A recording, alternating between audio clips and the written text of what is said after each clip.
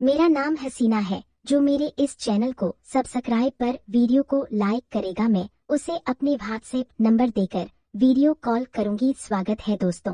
आज की यह कहानी मेरी और मेरे जीजू की है। आशा करती हूँ आपको पसंद आएगी। मैंने सेकंड ईयर की परीक्षा दे दी थी और परीक्षा के बाद मैं घर पर ही रहती थी। मेरी एक बड़ी बहन जिसकी शादी को 1 साल हो गया था और वह प्रेग्नेंट थी। मेरी दीदी का नाम वसु है और जीजा का नाम मनीष है। उनकी ये लव मैरिज थी। मेरी दीदी और जीजू दोनों अकेले रहते हैं। जीजू एक बड़ी कंपनी में काम कर रहा है। रोमा की परीक्षा खत्म हो गई है और वह अब घर में ही है, तो आप उसे कुछ दिन के लिए मेरे पास भिजवा दो। मनीष ऑफिस के काम में बिजी रहते हैं और मैं सारा दिन घर में अकेले रहती हूँ। घर के कुछ काम भी नहीं कर पाती हूँ। अगर रोमा आ जाएगी तो मुझे कुछ आराम हो जाएगा। मैंने ये बात सुनी तो मैं भी जाने के लिए तैयार हो गई। रविवार को जीजू मुझे लेने के लिए आए। रात में ही देर तक बैठे रहे, फिर मुझे नींद आने लगी तो जीजू बोली, रोमा जब तक कोई और सीट नहीं मिल जाती तुम मेरी गोदी में सर रख कर सो जाओ। मैं अपना सर उनकी गोदी में रखकर लेट गई और आंखें बंद कर ली। मेरा चेहरा उनके ठीक पेट की तरफ था। थोड़ी देर में मुझे अपने सर के नीचे कुछ एहसास हुआ। मैंने नींद की एक्टिंग करते हुए अपना सर थोड़ा हिलाया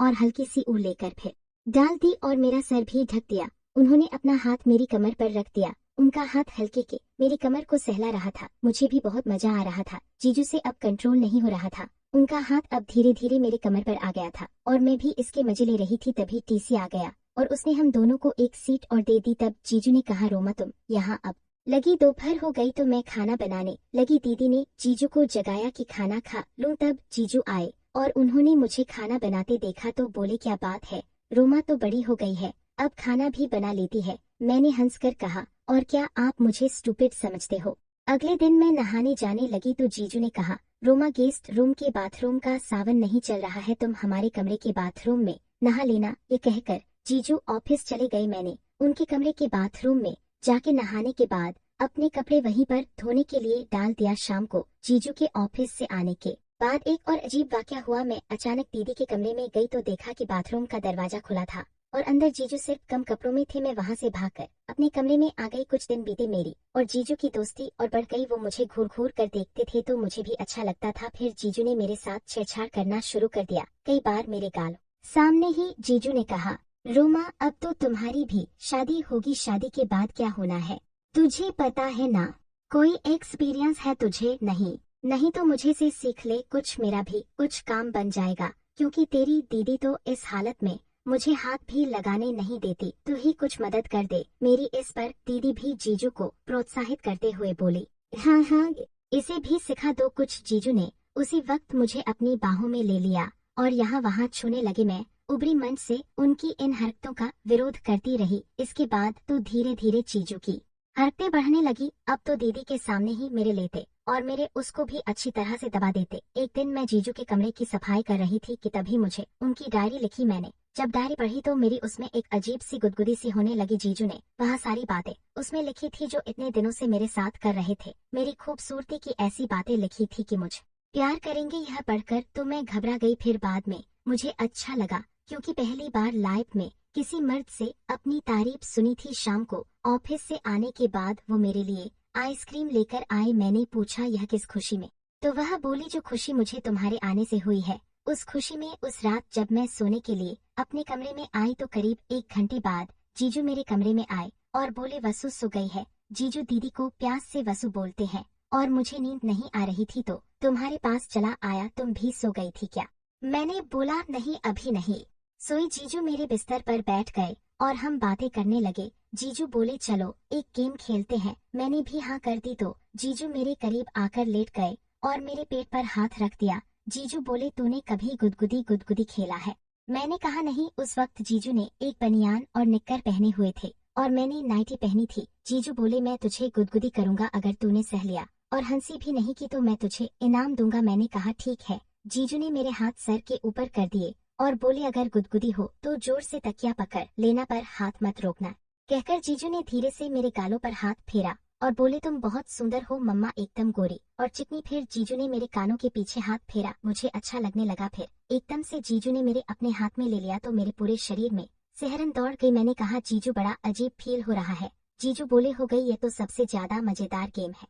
गुदगुदी कर दी। मुझे मजा आ रहा था। फिर जीजू मेरे पैरों के पास आकर लेट गए और मेरे पैरों पर गुदगुदी करने लगे तभी मैंने अपने नीचे में से कुछ निकलता हुआ महसूस किया और जीजू को ये बताया। उन्होंने कहा, ये नॉर्मल बात है और इसका मतलब यह है कि तुम तैयार हो रही हो। जीजू के मुंह से वो शब्द सुनकर मैं तो और ज्यादा मदहोश हो गई। जीजू ने मुझे प्यार किया, वो मेरे रहा है। मैं अपना सब कुछ जीजू पर लुटा रही थी, हर तरह से उन्हें खुश कर देना चाहती थी। जीजू भी मुझे पूरी तरह खुश कर रहे थे। मैंने आंख बंद कर ली और मजा लेने लगे। हम दोनों ने पूरी रात एक दूसरे को सोने नहीं दिया और पूरी रात मजे किए। दोस्तों, आपको मेरी स्टोरी और मेरी वॉइस कैसी लगी?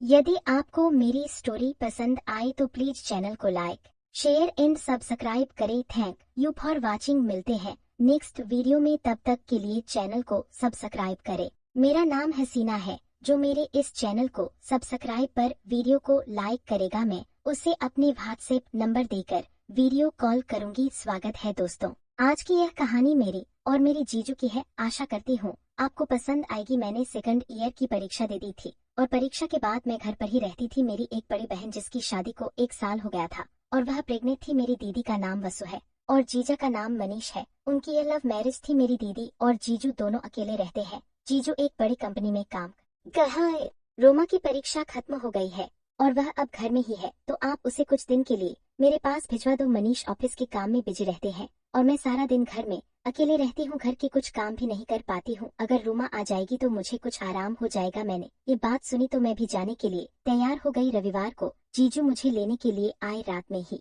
देर तक बैठे रहे, फिर मुझे नींद आने लगी तो जीजू बोली, रोमा जब तक कोई और सीट नहीं मिल जाती तुम मेरी गोदी में सर रख कर सो जाओ। मैं अपना सर उनकी गोदी में रखकर लेट गई और आंखें बंद कर ली। मेरा चेहरा उनके ठीक पेट की तरफ था। थोड़ी देर में मुझे अपने सर के नीचे कुछ एहसास हुआ। मैंने नींद की एक्टिंग करते हुए अपना सर थोड़ा हिलाया और हल्की सी ऊर लेकर फिर डाल दी और मेरा सर भी ढक दिया। उन्होंने अपना हाथ मेरी कमर पर रख दिया। उनका हाथ हल्के के मेरी कमर को सहला रहा था। मुझे भी बहुत मजा आ रहा था। जीजू से अब कंट्रोल नहीं हो रहा था। उनका हाथ अब धीरे धीरे मेरी कमर पर आ गया था और मैं भी इसके मजे ले रही थी। तभी टीसी आ गया और उसने हम दोनों को एक सीट और दे दी। तब जीजू ने कहा, रोमा तुम यहाँ अब लगी। दोपहर हो गई तो मैं खाना बनाने लगी। दीदी ने जीजू को जगाया कि खाना खा लूं। तब जीजू आए और उन्होंने मुझे खाना बनाते देखा तो बोले, क्या बात है, रोमा तो बड़ी हो गई है, अब खाना भी बना लेती है। मैंने हंसकर कहा, और क्या आप मुझे स्टूपिड समझते हो? अगले दिन मैं नहाने जाने लगी तो जीजू ने कहा, रोमा गेस्ट रूम के बाथरूम का सावन नहीं चल रहा है, तुम हमारे कमरे के बाथरूम में नहा लेना। ये कहकर जीजू ऑफिस चले गए। मैंने उनके कमरे के बाथरूम में जाके नहाने के बाद अपने कपड़े वहीं पर धोने के लिए डाल दिया। शाम को जीजू के ऑफिस से आने के बाद एक और अजीब वाकया हुआ। मैं अचानक दीदी के कमरे में गई तो देखा कि बाथरूम का दरवाजा खुला था और अंदर जीजू सिर्फ कम कपड़ों में थे। मैं वहां से भागकर अपने कमरे में आ गई। कुछ दिन बीते, मेरी और जीजू की दोस्ती और बढ़ गई। वो मुझे घूर घूर कर देखते थे तो मुझे भी अच्छा लगता था। फिर जीजू ने मेरे साथ छेड़छाड़ करना शुरू कर दिया। कई बार मेरे गाल सामने ही जीजू ने कहा, रोमा अब तो तुम्हारी भी शादी होगी, शादी के बाद क्या होना है तुझे पता है ना? कोई एक्सपीरियंस है तुझे? नहीं तो मुझे से सीख ले कुछ, मेरा भी कुछ काम बन जाएगा। क्योंकि तेरी दीदी तो इस हालत में मुझे हाथ भी लगाने नहीं देती, तू ही कुछ मदद कर दे मेरी। इस पर दीदी भी जीजू को प्रोत्साहित करते हुए बोली, हाँ, इसे भी सिखा दो कुछ। जीजू ने उसी वक्त मुझे अपनी बाहों में ले लिया और यहाँ वहाँ छूने लगे। मैं उबरी मन से उनकी इन हरकतों का विरोध करती रही। इसके बाद तो धीरे धीरे जीजू की हरकतें बढ़ने लगी। अब तो दीदी के सामने ही मेरे लेते और मेरे उसको भी अच्छी तरह से दबा देते। एक दिन मैं जीजू के कमरे की सफाई कर रही थी कि तभी मुझे उनकी डायरी लिखी। मैंने जब डायरी पढ़ी तो मेरी उसमें एक अजीब सी गुदगुदी सी होने लगी। जीजू ने वह सारी बातें उसमें लिखी थी जो इतने दिनों से मेरे साथ कर रहे थे। मेरी खूबसूरती की ऐसी बातें लिखी थी कि मुझे प्यार करेंगे। यह पढ़कर तो मैं घबरा गई। फिर बाद में मुझे अच्छा लगा क्योंकि पहली बार लाइफ में किसी मर्द से अपनी तारीफ सुनी थी। शाम को ऑफिस से आने के बाद वो मेरे लिए आइसक्रीम लेकर आए। मैंने पूछा, यह किस खुशी में? तो वह बोली, जो खुशी मुझे तुम्हारे आने से हुई है उस खुशी में। उस रात जब मैं सोने के लिए अपने कमरे में आई तो करीब 1 घंटे बाद जीजू मेरे कमरे में आए और बोले, वसु सो गई है। जीजू दीदी को प्यास से वसु बोलते हैं और मुझे नींद नहीं आ रही थी तो तुम्हारे पास चला आया। तुम भी सो गई थी क्या?